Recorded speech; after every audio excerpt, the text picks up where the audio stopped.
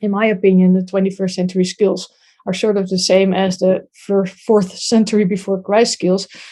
To me, they are human skills, skills that distinguish us from robots, from computers, from algorithms, from artificial intelligence. Skills that for example, imagination, having an intuition, being able to have an ethical discussion, etc. It's those typically human skills.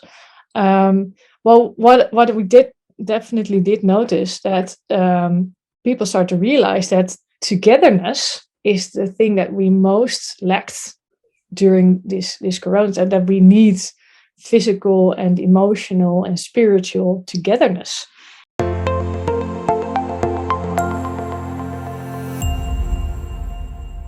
Welcome to another episode of The Brand Called You, a podcast and video show which brings you leadership lessons, knowledge, experience, and wisdom from hundreds of successful individuals around the world.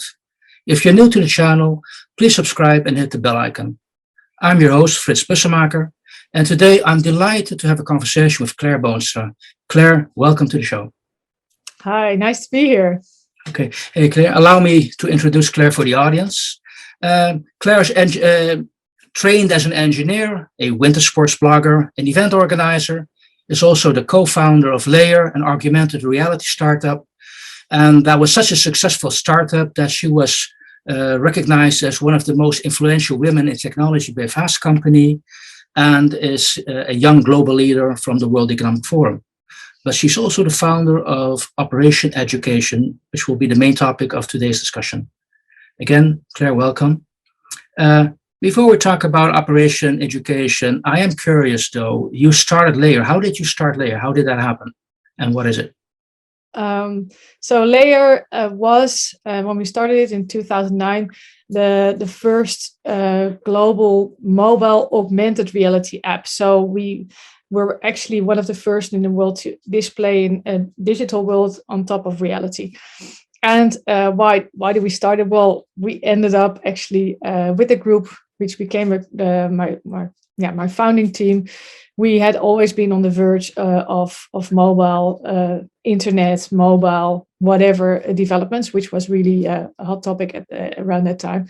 And we were always seeking on the edges what is happening. And that's how actually Layer emerged. Okay, so it became quite a successful organization, given the recognition, not only for you as an individual, but also the company has gained a lot of merit. Yeah. So congratulations with that. However, the digital world was at your feet. However, in Amsterdam, TEDx Amsterdam 2012, you made a public statement that you're going to embark on a completely different journey. What did you do? Yeah, I announced in September 2012 that I was going to leave Layer, leave my baby behind, basically. And because I had found a calling, I felt that I needed to do something with education. And only in the last few years, this is by the time of this recording already 8.5 years ago, but already only after I announced that, it became perfectly clear to me why at that moment I needed to do that. And actually, I had always thought about education, but it never occurred to me that I was going to do something in education or become a teacher or whatever.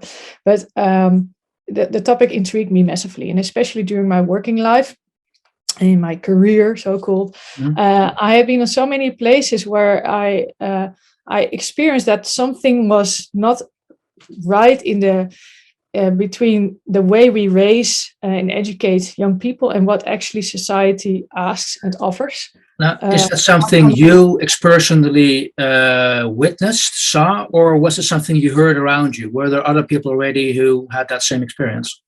It's a lot of different things that came together. Actually, it was my personal experience, my personal questions I had, my personal things I indeed read about people already when I was a young person, that I had these thoughts, which I even wrote down in an essay when I was 17 years old, and later when I was 25. So I had this topic in my system already.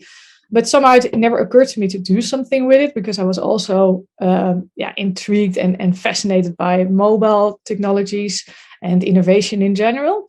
But the topics we have as a society, the challenges we have as a society, and also that we have as individuals, there are so many people who really have so much stress in their system and so much feeling of, am I doing the right things in my life? What am I doing with my life? Am I okay as a person?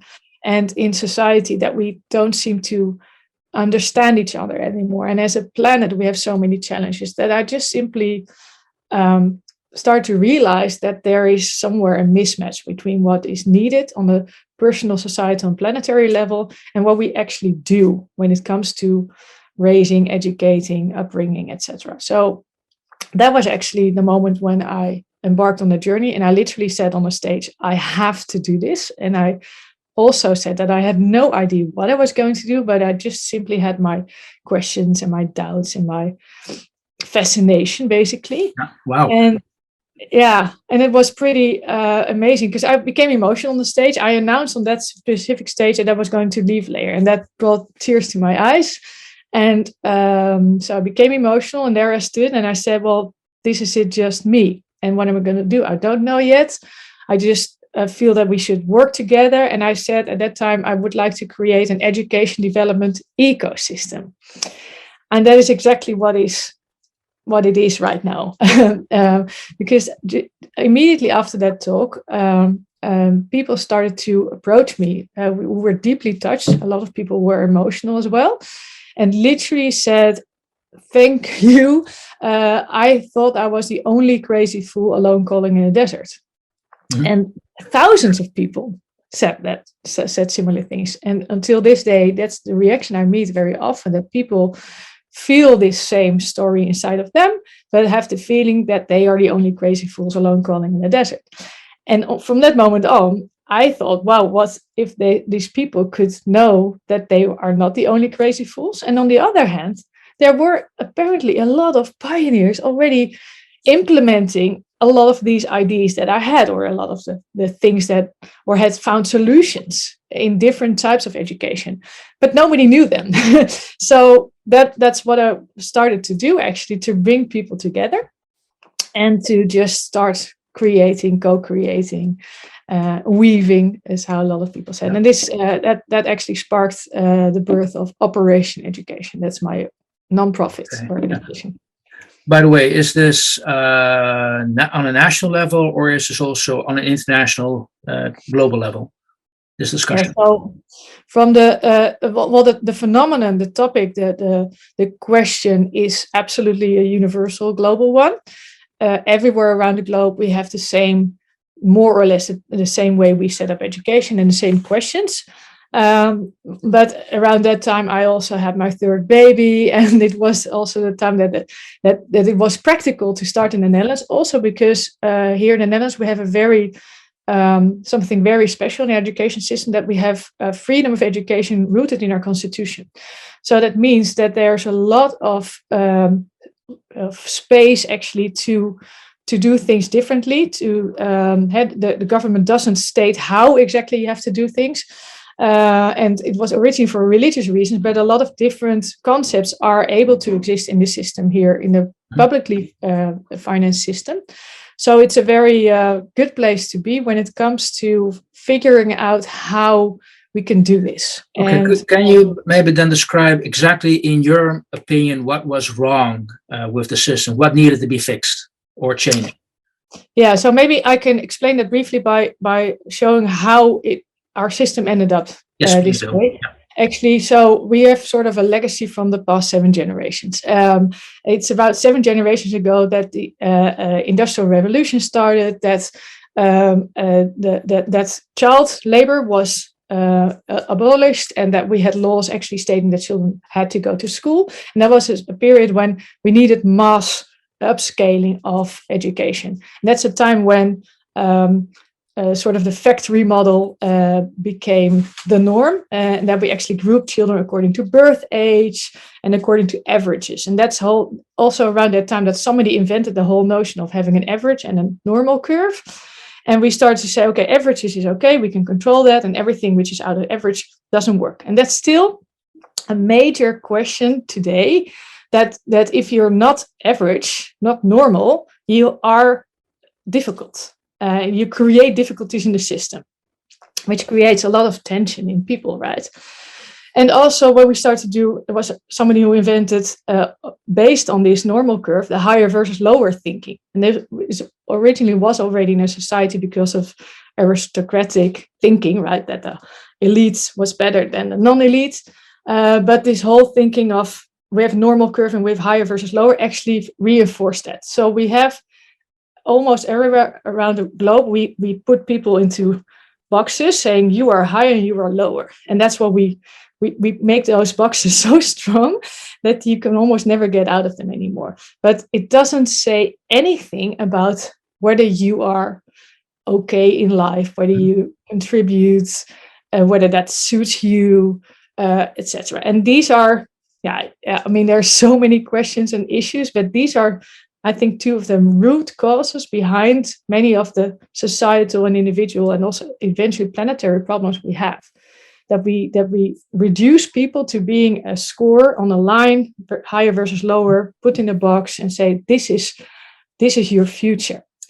And this whole thinking is so deeply rooted in our systems that we have become sort of blind for it. We find it so normal, but if you zoom out, then you just realize that this is not okay. And so what is needed today is it's fascinating that somehow we don't dare to have that conversation, at least not on a governmental level. For example, in the Netherlands, we had such a fierce fight between the whole religious versus non-religious setup of education, and that actually on a governmental level, we don't dare to have the conversation about what is the purpose of education. So we avoid it. And that's why you say, well, we just do math and language. That's at least what we don't have any fights on. So that's what we do. And that's what we score. And we can score it according to sort of computerized systems. So that's how we predict your future. And nowadays we start to realize, wow, no, this doesn't work that way. But it's so deeply rooted in our system that we first have to become aware that this is actually sort of the matrix we are in. And that we have to have this slightly difficult conversation about what is really important to learn, what is valuable to individuals, to society, to our planet, and actually start to build our new education on that. And that is actually what one of the earliest things I started to do is to spark that conversation about what is the purpose, and to have people think about it. So that's how we started, and starting to ask questions about why do we do things this way, and we have answers now, and we can help people to become aware of that. And now we have this answer. Now the question is, okay, so how do we put that into practice? If you go down that route, Claire, I mean, you in the introduction, it was clear you don't have an educational background. So you're an outsider for the educational world. So how did people from the educational world react when you came in and said, no, guys, we're going to change things. It's not working. Yeah. Very extreme. The reactions were on the extreme edges of the spectrum. So there was a group who literally said, oh, finally, I feel recognized, I feel heard, heard, not heard.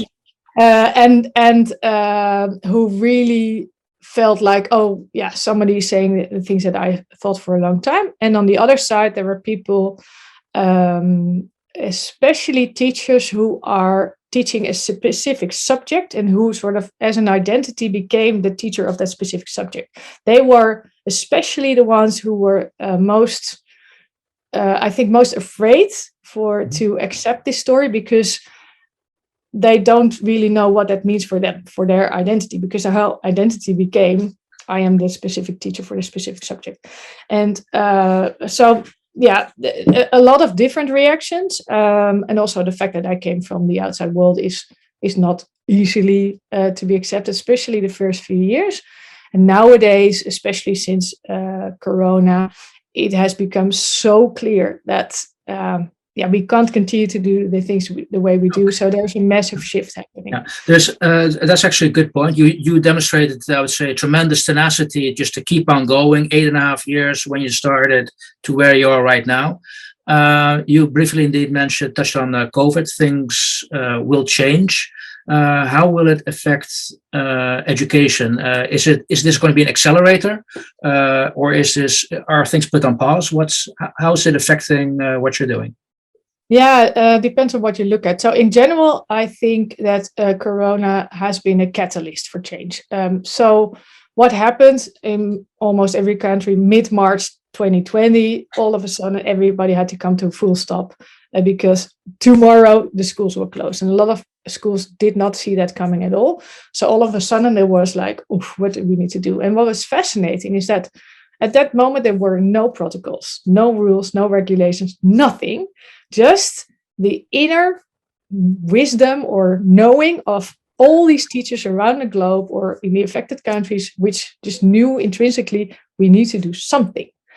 And in just a couple of days, in many cases, they had managed to do something and to set up some kind of distance education, where at least education could continue. So, and that was pretty phenomenal, actually, what happened. That at least they started to act and cooperate and just act from the inside. And that's a feeling that I sincerely hope that nobody will ever lose, that they have that in their systems, that experience. And in terms of digitization, some people say that in 2 days we managed to do something that nobody could do in 10 years. Yeah. However, of course, distance education is not the perfect world at all. At least for some children it was, because they didn't have to, be in this sort of stressful situation, and they started to blossom at home and had a lot of attention from the parents. So for some children, it was, the best thing ever. But on the other side of the spectrum, there were children for whom this was the worst thing ever, because if you are in a sort of underprivileged situation and you are with 8 people in your household and there's no digital infrastructure and you are in an unsafe environment, it's the worst thing ever. So the differences became bigger between children. But what I am really grateful for, that we actually have that conversation now.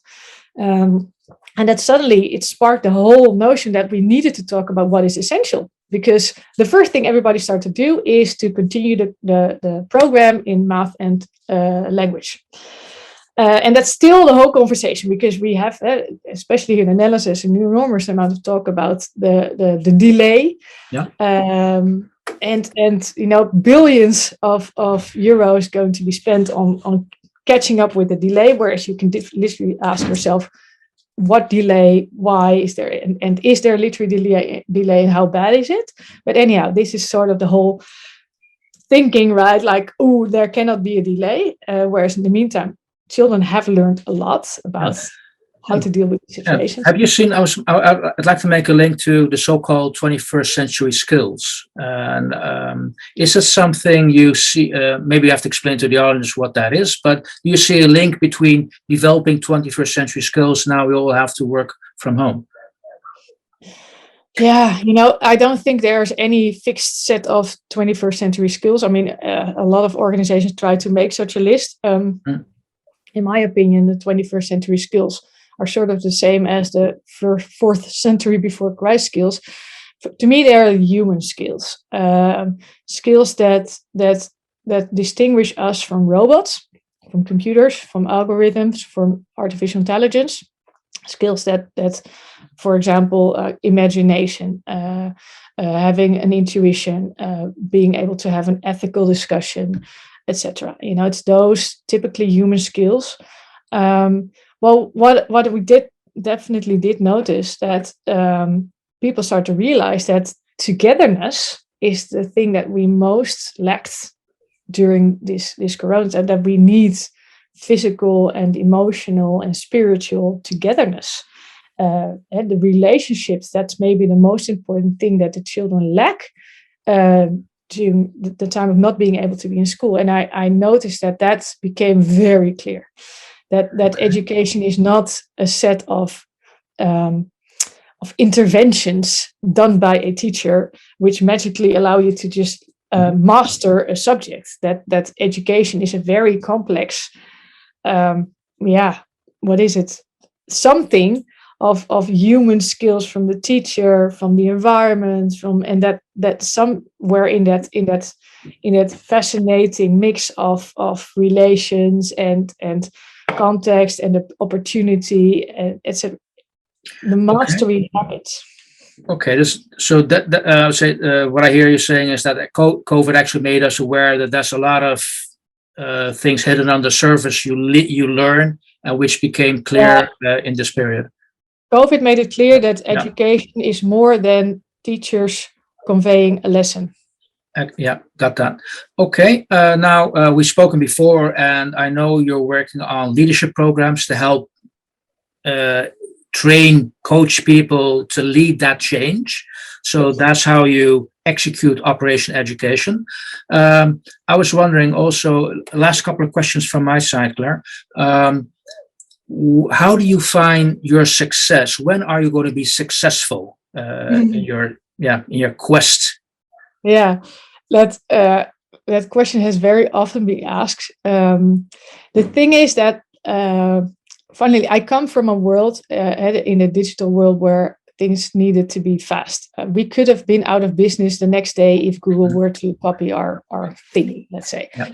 And that sort of rush and hurry doesn't work in what I'm doing right now. And actually, that I realized that for the first time when I was in touch with some Native Americans from the Ojibwe tribe from Upper Michigan in the US, they said, well, Claire, let's face it, we're in this for the next 7 generations. And that opened something of truth in me. I literally started to cry so massively.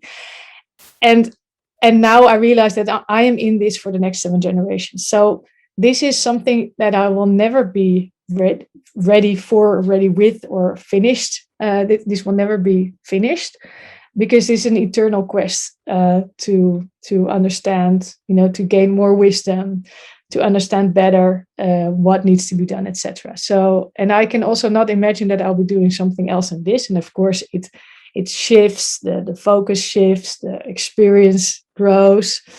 But yeah, so that means you've embarked on a journey where in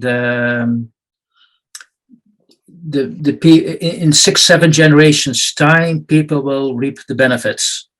So that requires a lot of faith that on this journey. It's such a massive transformation. I'm in this to transform the entire education system such that it starts to generate individual, societal, planetary well-being. That's actually our where we look at why we do this, and that will only have finished, or this first leap in I think in 7 generations. It takes a lot of time to get all that sort of old thinking out of people's systems.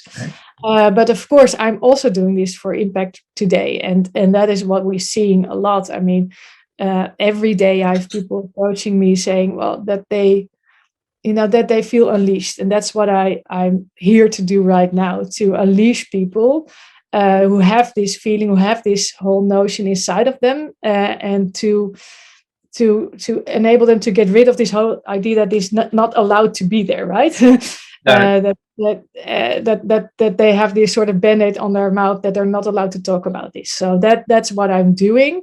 And with that, there's a lot of impact actually being generated right now. But yeah, sort of when it's final, that will probably be in 7 generations. Okay. But I try to spark an exponential effect. It has to start somewhere, and you've started it with this discussion on the need to change the educational system. What would be your takeaway for the audience? What can they do today to help you with your quest? So an important thing would be to already realize how you're acting as a leader yourself and as a parent, for example, as an educator in the broader sense of the word. And I would suggest you to think for yourself about how you can be a good ancestor, and what is really important to learn actually for your own children, or the young people, also the adults in your organizations, that you actually facilitate to unleash their potential. And I would suggest you to think about not the 5-year perspective, but about the 7 generations perspective. And how you could help me is to spread this world, this thinking. And if you are interested in having this conversation in your country or in your context, I'm very open to this.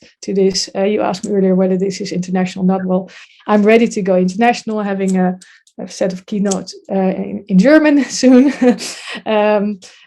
It is a global phenomenon, and it's I think the most important question of our time. How are we going to be good ancestors?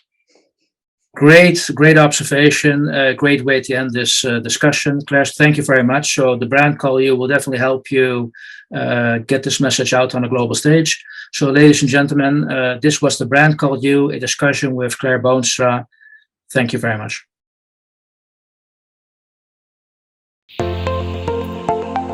Thank you for listening to the Brand Called You videocast and podcast, a platform that brings you knowledge, experience, and wisdom of hundreds of successful individuals from around the world. Do visit our website www.tbcy.in to watch and listen to the stories of many more individuals. You can also follow us on YouTube, Facebook, Instagram, and Twitter. Just search for the Brand Called You.